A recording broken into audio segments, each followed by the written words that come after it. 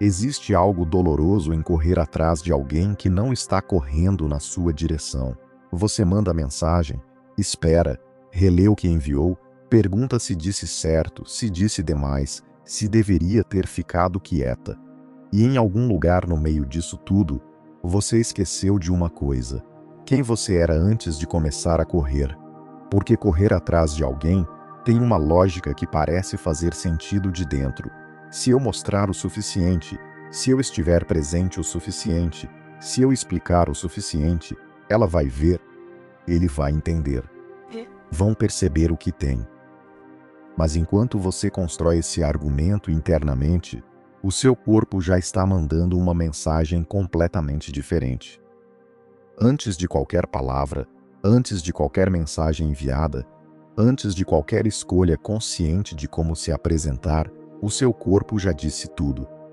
A frequência das mensagens, a velocidade com que você responde, a disponibilidade total a qualquer hora, a forma como você molda o que diz baseada no que imagina que o outro quer ouvir, a versão de si mesma que você comprime para caber no espaço que ele ou ela deixa. Tudo isso comunica algo numa linguagem mais primitiva do que palavras, uma linguagem que antecede a fala em milhões de anos de evolução. E o que essa linguagem diz é: você tem mais valor do que eu. A sua presença é mais escassa do que a minha. Eu precisei mais de você do que você de mim. O sistema nervoso da outra pessoa, mesmo que ela não perceba conscientemente, mesmo que genuinamente goste de você, registra esse sinal e começa a acreditar nele. Não por crueldade, por biologia. Somos animais sociais calibrados para ler hierarquia, disponibilidade e valor através de comportamento, não de discurso. Você pode dizer que não aceita isso com todas as palavras certas e continuar comunicando o contrário com o comportamento que vem depois. O que o outro vai acreditar não é o que você disse, é o que você fez. Sempre. Pensa nessa cena. Você está numa festa. Duas pessoas entram pela mesma porta. A primeira chega verificando o celular, ajustando a roupa, olhando ao redor para ver se alguém está prestando atenção. Os olhos dela percorrem o ambiente com uma pergunta silenciosa: alguém me vê? Alguém me acha interessante? A segunda entra com um olhar tranquilo, movimento lento, uma leveza no jeito de ocupar o espaço, como se o ambiente ao redor não precisasse confirmar nada que ela já não soubesse sobre si mesma. Ela não está procurando a aprovação porque já chegou com a aprovação que precisava, a própria. Você não sabe nada sobre essas duas pessoas, mas já formou uma impressão, não baseada em palavras, baseada em presença. Pensa numa situação mais íntima. Dois amigos se apaixonam pela mesma pessoa. O primeiro manda mensagem todos os dias, pergunta como foi o dia, comenta em cada foto, está disponível em qualquer horário, responde em segundos. O segundo tem uma rotina, tem projetos, tem amigos. Tem dias em que simplesmente não está disponível porque está completamente imerso em algo que importa para ele. Quando responde, está presente de verdade. Quando está junto, não está com metade da atenção no celular esperando a outra pessoa reagir. Qual dos dois vai ser mais desejado? Não porque o segundo está jogando, porque o segundo tem uma vida que existe independente da presença do outro. Me conta aqui nos comentários. Quando foi a última vez que você sentiu que estava correndo por você, não por alguém? Pode ser uma frase, uma época, uma lembrança, uma palavra. Eu leio cada comentário. A psicologia do desejo tem uma lógica contra-intuitiva que vai contra tudo que nos ensinaram sobre como conquistar alguém. O sistema dopaminérgico humano não é ativado pela garantia. Não é ativado pelo que está completamente disponível. É ativado pela incerteza controlada, pela presença que não se entrega completamente, pelo mistério de alguém que tem uma vida que não orbita ao redor de você. A dopamina é o mensageiro químico da antecipação, não do prazer em si, da possibilidade do prazer. Pensa num músico que você ama. Toda vez que ele lança algo, você ouve imediatamente. Agora pensa num músico que lança raramente. que desaparece por meses, que quando reaparece traz algo que justifica a espera. Qual dos dois você aguarda com mais antecipação? O segundo. Não porque é necessariamente melhor, mas porque a raridade criou uma relação diferente com o que ele produz. O cérebro aprendeu que quando ele aparece, vale a pena prestar atenção. A neurociência chama isso de reforço intermitente. É o mesmo mecanismo que mantém pessoas jogando em cassinos. Você não ganha toda vez, mas ganha às vezes. E o às vezes é o que mantém o sistema ativo. Quando você está sempre disponível, sempre respondendo, sempre presente, o cérebro da outra pessoa aprende o padrão. Você sempre vai estar lá, e o que sempre vai estar lá para de ser valorizado com a mesma intensidade. Não porque a pessoa é ingrata, porque o cérebro humano é assim, ele deseja o que não está completamente garantido. Mas aqui está o que ninguém fala com honestidade sobre esse mecanismo. A forma mais poderosa de criar essa escassez não é fingir desinteresse, não é demorar para responder estrategicamente, não é criar distância calculada. É genuinamente ter algo mais importante do que a opinião do outro sobre o seu valor. Os estoicos entenderam sobre magnetismo, algo que a psicologia contemporânea levou séculos para documentar. Havia algo em Marco Aurélio que as pessoas que o conheciam descreviam de uma forma que se repetia independente de quem falava. Não era apenas poder. Não era apenas inteligência. Era a sensação de estar diante de alguém que não precisava da sua aprovação para existir, que estava completamente presente na conversa, mas completo antes dela. Como se o que você pensasse sobre ele não adicionasse nem removesse nada do que ele já sabia sobre si mesmo. Pensa no que isso significa na prática. Você entra numa sala onde Marco Aurélio está. Ele olha para você, mas o olhar não tem aquela fome silenciosa que alguns olhares têm. A fome de ser visto, de ser aprovado, de ter a presença confirmada pelo que o outro pensa. O olhar dele é de alguém que já chegou, que não precisa que você confirme nada. E paradoxalmente, você quer confirmar. Quer que ele saiba que você o vê. Porque a presença de quem não precisa de você cria exatamente o desejo que a presença de quem precisa demais destrói. Sêneca escreveu algo que parece simples, mas leva anos para entender de verdade. Aprenda a ficar satisfeito consigo mesmo. Não como resignação, não como desistência do mundo, como fundação, como o chão firme a partir do qual tudo mais é construído. Quem não tem esse chão procura o chão no outro, e quem procura o chão no outro nunca fica de pé de verdade. É como tentar construir uma casa sobre areia molhada. A estrutura parece estar de pé, mas qualquer pressão revela que a fundação não aguenta. Epicteto não tinha nada que o mundo valoriza materialmente. Era procurado por reis, senadores e filósofos. Pessoas que tinham tudo que o mundo considera necessário para ser admirado e faziam o caminho até um ex-escravo. Não porque ele tentava ser procurado, não porque calculava como se tornar interessante, mas porque estava tão completamente imerso, tão totalmente presente na construção do seu caráter, tão vivo dentro da própria vida, que se tornou genuinamente raro. E o que é genuinamente raro não precisa se anunciar. As pessoas encontram o caminho até ele sozinhas. A psicologia social tem décadas de pesquisa sobre comunicação não verbal de status. Ela é lida pelo cérebro humano em milissegundos. Antes da análise consciente, antes do julgamento racional, o cérebro primitivo avalia. Essa pessoa acredita no próprio valor, e a resposta que ele encontra define como vai tratar você. Quando você corre atrás, quando você está sempre disponível, sempre explicando, sempre tentando, a resposta que o cérebro do outro encontra é não. Não porque você não tem valor, mas porque o seu comportamento está dizendo o contrário do que você sente. A metáfora mais precisa para o que acontece quando você está sempre disponível é a do músico prolífico demais. Imagine um artista que lança uma música nova toda semana. No começo, você ouve tudo. Depois começa a filtrar. Depois para de acompanhar porque sabe que sempre vai ter mais. A atenção que ele recebia antes, quando cada lançamento era um evento, foi substituída pela previsibilidade de que sempre vai estar lá. Você não é menos valioso do que era. A percepção mudou porque o padrão de disponibilidade mudou.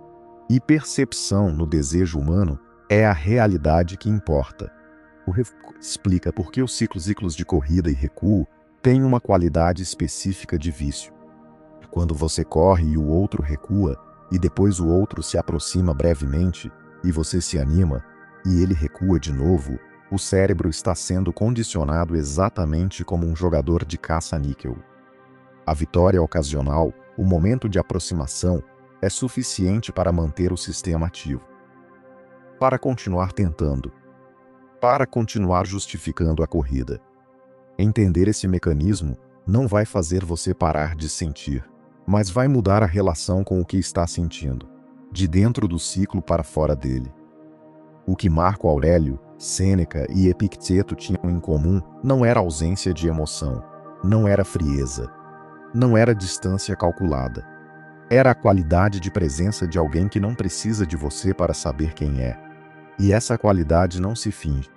Ela se constrói com prática e com a decisão diária de investir na própria vida, em vez de investir na administração do que o outro pensa de você. Existe algo sobre a corrida que vai além da situação específica que está causando o sofrimento agora. A corrida é um padrão. E padrões se repetem. Você sai de uma situação onde correu e entra numa nova com a mesma arquitetura interna. E a nova situação pode ser diferente, mas você vai encontrar oportunidades para correr novamente, porque a corrida é a resposta automática a uma ausência interna. A ausência de algo que basta dentro. E o trabalho que muda o padrão não é sobre a situação específica, é sobre essa ausência. A diferença entre a presença de quem não precisa e a presença de quem precisa demais tem uma qualidade física que vai além do comportamento observável. Está na postura, na velocidade dos movimentos, no contato visual, na forma como a voz soa. Está em como a pessoa ocupa o espaço ao redor. E tudo isso é detectado pelo sistema nervoso do outro antes de qualquer análise consciente. Você pode ter as palavras certas e ainda assim comunicar a necessidade que quer esconder. Porque as palavras são a camada mais superficial da comunicação. E as camadas mais profundas, o corpo já comunicou tudo. Existe algo sobre a decisão de parar de correr que é especificamente diferente da decisão de fingir que não está correndo. Parar de correr de verdade exige que você encontre algo mais interessante para fazer. Não uma distração temporária para ocupar o tempo. Algo que genuinamente absorva sua atenção porque é bom o suficiente para merecê-la. E isso não acontece por decisão isolada. Acontece quando você constrói, ao longo do tempo, uma vida que tem suficiente de si mesma para não precisar completar com a corrida atrás do que falta. E existe algo sobre o processo de construção de presença que é a última coisa importante a guardar do primeiro script. É um processo, não um evento. Você não vai acordar um dia com presença sólida e deixar de correr permanentemente. Vai ter dias em que a corrida vai chamar, em que o impulso de mandar a mensagem, de checar o perfil, de criar razões para entrar em contato, vai aparecer com força. Nesses momentos, o trabalho é o mesmo: escolher a direção que é para dentro, em vez da que é para fora. E essa escolha, repetida, vai construindo uma arquitetura diferente. Existe algo sobre a distinção entre fingir raridade e ser genuinamente raro, que é a diferença entre uma performance que eventualmente colapsa e uma presença que se sustenta. O fingimento é detectado, não necessariamente de forma consciente, mas o sistema nervoso da outra pessoa registra a inconsistência entre o que você está tentando projetar e o que está vazando por baixo. A tensão do esforço, a ansiedade que não combina com a narrativa de quem não se importa. E quando o fingimento é detectado, O efeito desejado não apenas não acontece, o oposto acontece. Você se torna ainda menos atraente do que era antes, porque agora há também a percepção de que está tentando parecer algo que não é. A forma como Marco Aurélio habitava o próprio espaço não era estratégica. Era o resultado acumulado de anos de prática diária de retornar a si mesmo, de verificar, todas as noites, se o que fez durante o dia estava alinhado com quem queria ser, de não precisar que o mundo externo confirmasse o que já sabia internamente. E essa prática, que começava interna e privada, acabava se manifestando numa forma de estar no mundo que as pessoas ao redor percebiam e para a qual não tinham nome. O que chamavam de presença era simplesmente o resultado de anos de habitação consistente da própria vida. Existe algo sobre o momento específico em que você decide voltar a correr por você mesma em vez de por alguém que é importante nomear. Não é o momento em que você para de sentir. É o momento em que o que você está construindo dentro passa a ser mais interessante do que o que está tentando obter fora. E esse momento não chega de repente. Vem como resultado de escolhas repetidas de colocar energia no interno, na construção, na própria vida, até que o interno se torna suficientemente rico para competir com a corrida. E quando vence, a corrida perde o apelo. Os 21 dias do ritual não são sobre chegar ao final com uma versão transformada de si mesma. São sobre criar o hábito de retornar. Todos os dias, a escolha de 30 minutos de presença total em si mesma é a prática de retornar à própria vida. E retornar repetido vai tornando o retorno mais natural, menos consciente, mais automático. Até que um dia você percebe que não estava pensando nele durante os 30 minutos, estava completamente lá no que estava fazendo. E esse momento, quando acontece pela primeira vez, tem uma qualidade diferente de qualquer coisa que a corrida já produziu. Existe algo sobre a corrida que a maioria das pessoas não percebe. Ela não é sobre a pessoa específica que você está tentando alcançar. É sobre o padrão que você está praticando. E padrões praticados se instalam. Quanto mais você corre atrás nessa situação, mais o cérebro aprende que correr é a resposta ao desejo. E na próxima situação, a corrida será ainda mais automática. É por isso que o trabalho de sair da corrida não é específico para a situação atual. É sobre o padrão que você quer instalar no lugar. A presença de Marco Aurélio nas salas do poder tinha uma qualidade específica que os historiadores documentam. Consistentemente, ele ouvia de formas que a maioria não ouvia. Não porque estava calculando o que dizer, porque estava genuinamente interessado. E o interesse genuíno de alguém que não está monitorando como está sendo percebido enquanto ouve, cria na outra pessoa uma sensação de ser realmente vista, de ser realmente ouvida. E isso é extremamente raro. E o que é extremamente raro, você já sabe. O retorno ao próprio centro que a filosofia estoica propõe não é retirada do mundo. É o oposto. É o que permite engajamento mais pleno, mais presente, mais genuíno com o mundo. Porque quando você não está monitorando como está sendo percebida, quando não está ajustando o que diz baseada no que imagina que o outro quer ouvir, quando não está preocupada com a avaliação constante, você libera a atenção que estava sendo usada para administrar a percepção. E essa atenção liberada pode ir para onde está a conversa, onde está a pessoa, onde está o momento. E essa presença é o que as pessoas ao redor chamam de algo que não conseguem nomear. E existe algo que vale guardar como ponto de chegada do primeiro script. A corrida errada não foi inútil. Ela te trouxe aqui. Te trouxe para o momento em que você está ouvindo isso. E tudo o que aprendeu correndo na direção errada, sobre o que você quer, sobre o que te machuca, sobre o que você não vai mais aceitar, é informação, é mapa. É o material que, dirigido para dentro em vez de para fora, constrói exatamente o que a corrida estava tentando encontrar lá fora.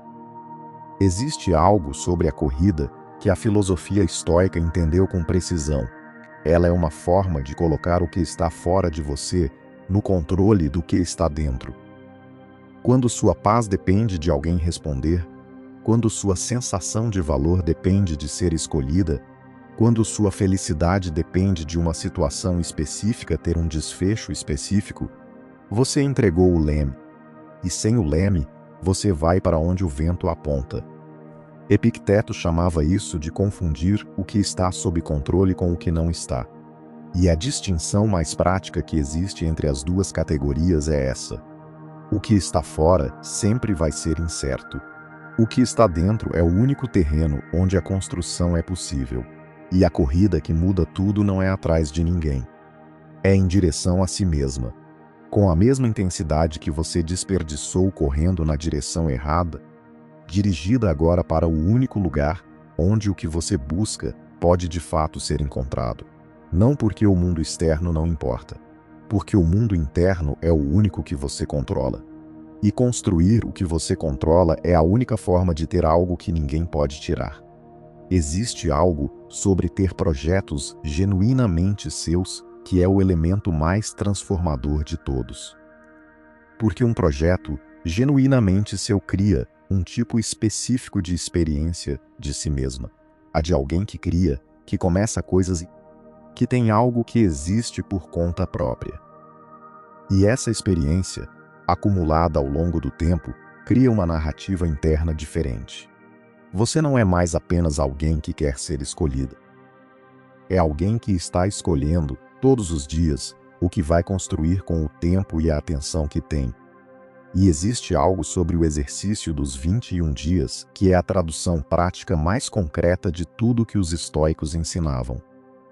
Marco Aurélio voltava para dentro todo dia através de suas meditações. Epicteto praticava a dicotomia do controle em cada situação. Sêneca escrevia cartas sobre como viver bem. Todos tinham uma prática diária de retorno ao próprio centro. O ritual dos 30 minutos é a versão contemporânea dessa prática. Não para ser como eles, para encontrar, como eles encontraram, o que está disponível dentro que a corrida atrás do externo havia feito impossível de ver.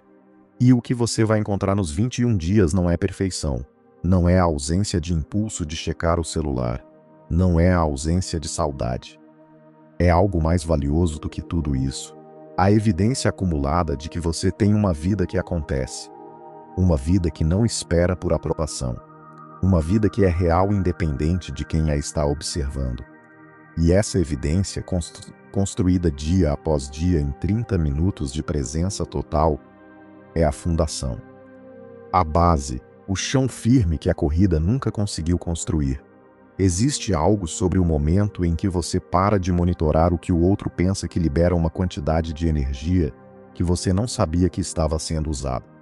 A energia que estava alocada para administrar a percepção, para ajustar o que vai dizer, para verificar como foi recebido, para planejar a próxima interação, fica disponível.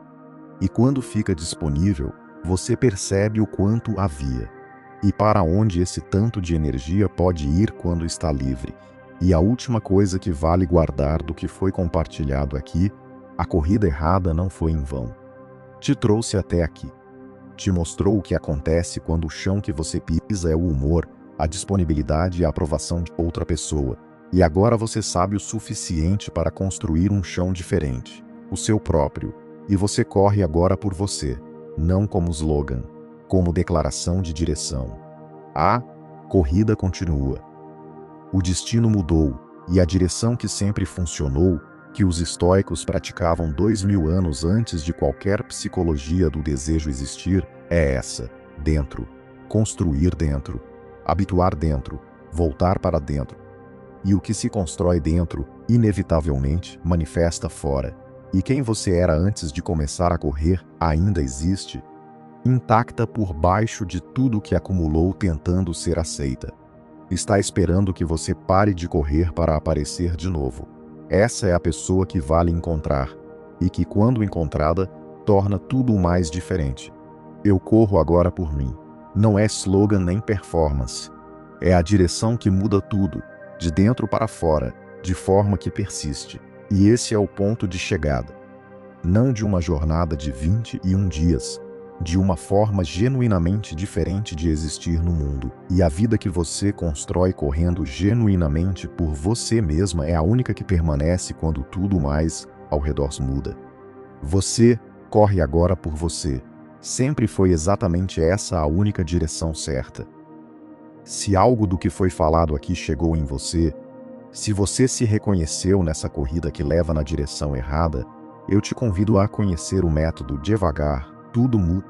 É um caminho de desenvolvimento emocional que vai te ajudar a entender o que genuinamente te faz correr atrás do que não está correndo na sua direção, a construir a presença interna que torna a corrida desnecessária e a criar, com cuidado genuíno e com a consistência que esse processo pede, uma vida que atrai pela substância e não pelo esforço constante de ser vista. O link está na descrição desse vídeo. Se esse conteúdo chegou onde devia, compartilha com alguém que você sabe que precisa ouvir isso. Aquela pessoa que você vê correndo atrás de algo que vai na direção oposta, ajustando quem é para caber em espaços que não foram feitos para ela. E se ainda não acompanha o canal, inscreve-se agora, pois toda semana tem conteúdo novo por aqui, pensado com cuidado para pessoas que estão levando o próprio desenvolvimento a sério. Ativa o sininho para continuar essa jornada e ficar por dentro dos próximos conteúdos. Vejo você no próximo vídeo. Lembre-se, devagar, tudo muda.